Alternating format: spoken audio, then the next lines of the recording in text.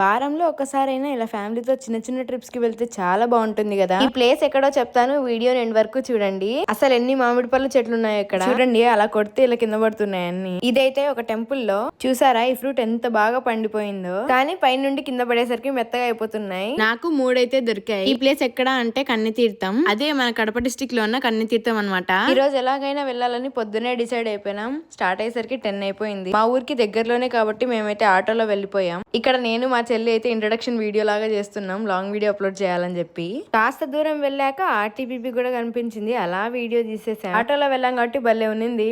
ఇంకా మా అత్త వాళ్ళ కొడుకులు ఇద్దరిని వెనకలు వేసేసినాం. ఇక్కడ బాగా ఆడుకుంటున్నారు వాళ్ళైతే రోడ్ చూసుకుంటూ. ఫైనల్ గా ఇక్కడికైతే రీచ్ అయిపోయాం గుడి దగ్గరికి. ఈ గుడిలో శివుడిని సుందరేశ్వర స్వామిలా కొలుస్తారు. ఎదురుగా పెద్ద నందీశ్వరుడు విగ్రహం కూడా ఉంది.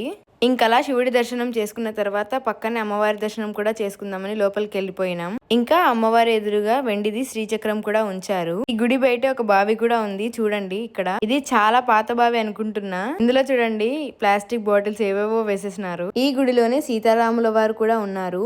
ఆ సీతారాముల మండపం ముందరే ఇక్కడ ధ్వజస్తంభం కూడా కట్టారు.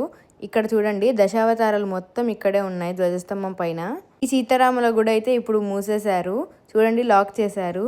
మేము వచ్చేసరికి లేట్ అయింది కాబట్టి ఇలా మూసేశారు, లేకపోతే బాగా పూజలు చేస్తారు ఇక్కడ. ఇంకా వెనకల్నే ఈ గుడి కూడా ఉంది.